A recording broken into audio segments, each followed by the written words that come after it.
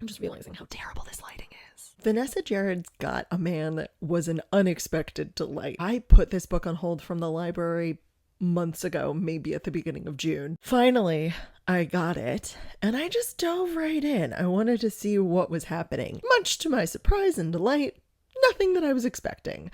Vanessa Jared is the tale of Vanessa, as you might guess, 2 years past the divorce between her and her emotionally and financially abusive ex-husband. She has taken him to the cleaners, and she is rebuilding her life after 20 years of marriage. This isn't some young ingenue. She's in her 40s. She's an established woman who is emerged from this cocoon BS of a relationship into this beautiful, stupid, rich butterfly. She is approached by Michael, whose sister is now engaged to her ex-husband, and Michael wants Vanessa to come down, talk to his sister, and tell her how terrible her ex is. He's so terrible that he literally told his new fiancée that he's a widower rather than divorced. Now, Michael and Vanessa immediately have chemistry when they meet. They're both older. They're both in their 40s. She comes to this small town where he is sheriff, and she gets stuck there. Oh no, she has to crash with Michael for days. There's no way for her to get back to her town. Yeah, it's just as great as you would expect. They get to know each other, they bond, and they bone. Something that I'm noticing, and it also might be the people who are writing these stories are just less inclined with the BS of intimacy. I love the way that they talk about sex. I love the way that they talk to each other during sex, and I love the thoughts going through their mind about sex. Michael even makes some joke in his mind about wanting to spend all night on his knees for her, but having 40-year-old knees and not being able to be on the floor for that long, so he moves them to the bed. That's amazing, because that's also real. As much as a 3-hour fuck fest or someone down on their knees for hours is, sometimes your body's gonna go, I'm in my 40s. I can't do that. Not everyone is going to go for gymnastics in the bedroom, and that's okay. They build a relationship. They get to know each other. They like each other. There's drama around them, of course, with the ex-husband and his sister. But what happens is they go their separate ways. And both of them realize that the reason they went their separate ways isn't just because the other person did something that was wrong, even though they did, but because they themselves did something wrong. And they did. And so they then work on themselves to come back together. And it's almost gifts of the magi. She's packing up to move to the small town when he shows up to convince her to move to the small town. They come to each other with this understanding that I'm not perfect, you're not perfect, but we're going to work on this together and we're going to move forward together. Sometimes when we get things from our perspective, or if we're just living in our own zone, we think, I did everything right. I did what was right for me. And you might have. But what's right for you is not right for a relationship. And when you're in a relationship or building a relationship, sometimes you got to let go of things that you want for what's in the best interest of you as a collective. And that was something I found in this book, and I really enjoyed reading. I read this so you don't have to. Ugh.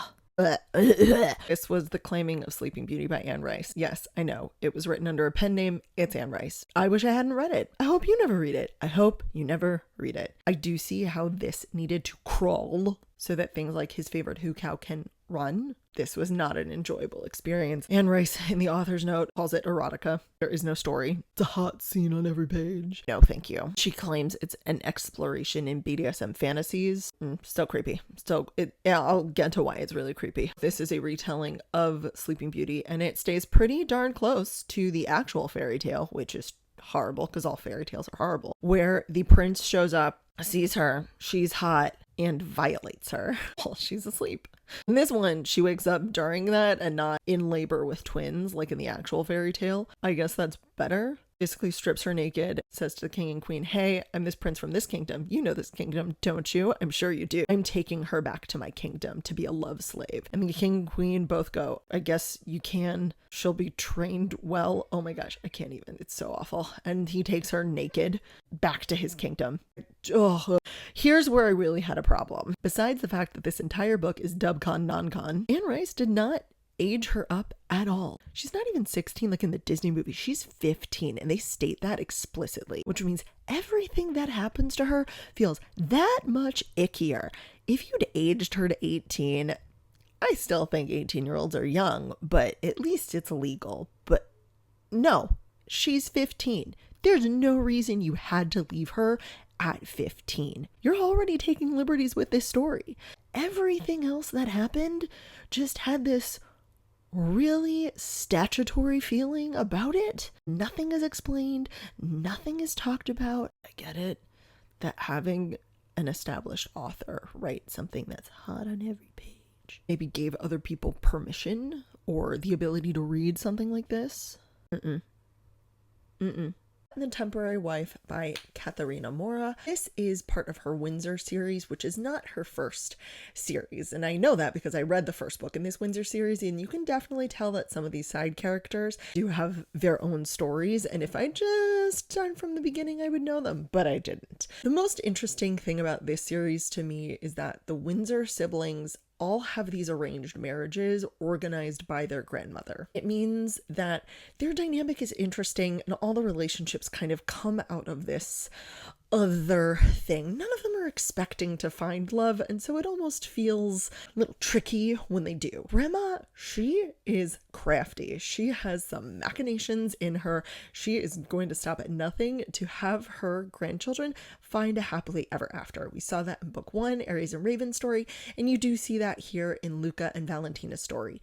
This is a billionaire marriage of convenience story. Now, it's also boss employee, which is not my favorite, especially because this is a boss whole situation where they've had this very antagonistic relationship for the past 8 years. Quite honestly, those never feel believable to me. You fought for 8 years. You were a dick for 8 years. You were a bitch for 8 years. That history doesn't go away just because you finally see her flirt with someone else. It feels very jarring to me and it feels unbelievable, but you just go with it. What I will say for this book and the first one is once they get spicing, they stay spicing. They really stay spicing. I remember hearing R.L. Calder saying the only person you can please is your FMC, and this FMC is very pleased in this book. There's a lot of ups and downs. There's a push and pull. There's depression. There's family death. There's overcoming obstacles. And by the end of this book, you can see how they work as a couple and you're rooting for them as a couple. But at the beginning of this book, I really didn't care. And a boss employee always gives me a bit of an ick because HR violations, power dynamics, it's all a little squidgy. So was this a really fun book to read? Yeah, billionaires are fun. Marriage of Convenience is always a blast. And the spice was spicing. Is it the most unique billionaire story ever? No. If you're a person who doesn't like Billionaire, would I give this to you to read as something that might change your mind? Not necessarily. But if you're someone who likes that genre, who likes the boss employee situation, who is intrigued by a family of wealth and these interconnected stories, this is fun for you. I'm gonna keep going with the siblings because grandma's my favorite. This isn't something that I necessarily put high on my priority list. I'm not chomping at the bit to see what happens next. This book is for the theater kids. The Breakup List by Adib Khorram. It is stated in the dedication, it's for the theater kids. If you are not a theater kid, that does not mean you will not enjoy this. It just means that you might not have the nostalgia that those of us who participated in theater in high school did. I wish my theater department and my school in general was as diverse and accepting and open. It gives me hope for the next generation if that kind of representation and diversity and outness of the queer community really exists nowadays in high school. I'm very happy because it didn't. I could count on one hand the number of people who were out at my high school and still have fingers left over. This is also a YA story. Bell pepper spice level. There is no spice. There's no spice of that nature. You have Jackson and Liam. Jackson is our main character. He is American, Iranian, white mom, Iranian father. He is hearing impaired. He wears hearing aids. We watch him struggle to hear dialogue. It's from his POV. So in the writing style, if you see something, it means he can't understand it. And his best friend is Bowie on the swim team. And one of Bowie's teammates is Liam. All of us reading this go, oh my gosh, Liam has a crush. And even Bowie goes, I think Liam has a crush, dude. Jackson pushes Liam away because he assumes Liam is straight. Don't assume you know people's sexuality, y'all. Not even in high school. Just don't do it. He pushes Liam to his sister. They date and break up. This is a really cute story. Liam and Jackson are very cute together. Liam learns sign language for Jackson.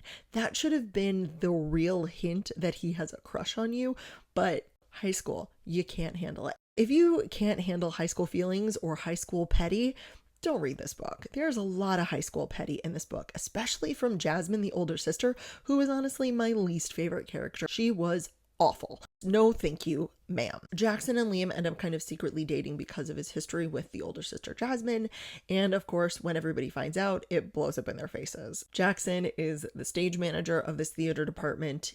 There is a Shakespeare in Love moment at the end of this where an actor gets sick and Jackson has been fired from being the stage manager, so he's just there at opening night to watch. One of the adults who are supporting the show sees him and goes, "Do you know it?" And he's like, "Yeah," and just gets thrown into this show like Shakespeare in Love. That was my favorite part of this. In story-wise, it was great to see the hearing impaired representation, both how the hearing aids are helpful but not everything, to watch him deal with his family who has never learned sign language for him, and his interactions with Bowie, an aro ace non-binary best friend who's a coda, child of deaf adults. So Bowie speaks both ASL and BASL, American Sign Language and Black American Sign Language, and there's all of this representation there for this disability as well as in the queer community at large with both the theater kids and Bowie and the Gay Straight Alliance. So if you're looking for just a really wonderful, hopeful, diverse high school story of love, this is a good one. This kept me interested. It kept me going. It's an easy read. It's a fun read. And while the drama is petty, it's not heavy. And I was looking for the lightness, and I appreciated the lightness of this story. If you're looking for a YAMM romance and a dash of theater thrown in there, I think The Breakup List is going to be a good choice for you. Oh, Miss Bev J, I am so glad that I finally read you. Rebel by Miss Beverly Jenkins. She has been around for an incredibly long time. She is a prolific historical romance author, specifically Black love. She wrote an essay for Black Love Matters. If you read that book or you saw my review of that book. I started a different book in this series, Women Who Dare, and I wanted to go back to the beginning. I have Rebel, and it was a really long time since I've read a mass market paperback, and you fly through those things. You feel so accomplished because the pages are so short. I didn't fly through it just because the pages are short. This story was fun. You have Valinda and Drake, or Val. Val grew up in New York City. She has gone down there to be a teacher, to teach the freedmen. She is accosted and saved by Drake, who is a Creole man whose family has lived in New Orleans for years. He is descended from pirates, and I say that because it's a big joke for them, having pirate blood. Through a series of unfortunate events, Val ends up crashing with Drake's mom, which means there's this forced proximity for the two of them as Drake is staying with his mother while his house is being built. They are just in each other. Their lives become entwined. Val is engaged to a childhood friend, Cole, who is out of the country. What we find out is Cole is gay and has a partner, Lenny. Val was really trying to escape her terrible father, who is just super controlling and borderline abusive, probably actually abusive, but they don't call it abusive, to escape an arranged marriage like her older sister had to go through. She and Cole get engaged. Him, so he has a public wife, and her because he's someone her father will accept. Val and Drake, he immediately falls for her, tells her that he would court her if he could, and she falls for him too, and she's really innocent. I know this is a trope of historical romance that the women are innocent and they don't even know what lovemaking is. It just annoys me every single time because I hate that for women then, I hate that for women now. I think the ignorance that women have around sex and their bodies is shameful, and that's part of the reason why we're here. Anyway, As they get closer, they obviously fall in love. They make out, they fool around, and Val falls in love with New Orleans and really feels like she has a place there and a purpose there. She likes the people that she's serving. She likes the help that she's giving, and she feels like New Orleans really should be her home. So when Cole comes to find her, she dissolves their engagement, and she and Drake actually enter into a marriage of convenience so that her dad can't marry her off to anyone of his choosing. Who doesn't love a marriage of convenience where they're actually in love with each other? This book goes very fast, and there are some hurt feelings and some miscommunications, but both Drake and Val admit their wrongdoings and are pretty open with each other about what they want and what their expectations are. There's a lot of consent work. There's a lot of consent talk. Val at the beginning says, "You can't kiss me," and Drake goes, "Okay, then I won't until you ask me to." And then when Val asks him to, he absolutely kisses the shit out of her. There's a lot of courtship or manners. This book also is not always easy to read. I added a new annotation tab. Beverly Jenkins does not shy away from the terrible history that our country has. And there were moments that suck to read, that are just, you want to skip over them, you want to avert your eyes, especially because how just unfair and cruel our history has been. I wanted to note that. I wanted to not shy away from that, but I didn't want to put it under my I don't like this tab. I don't like it, but I don't like it not because I think it was an annoying plot point, but because looking history in the face can be hard. I wanted to make sure I acknowledged those moments and I saw those moments for what they were, and thank you, Beverly Jenkins, for not shying away from it. That is part of history. I don't think it's something you should take liberties with. You don't have to. There's no reason to hide it. There's no reason why it shouldn't be part of your historical novel. It was real. That was Rebel. I think I want to continue with The Women Who Dare.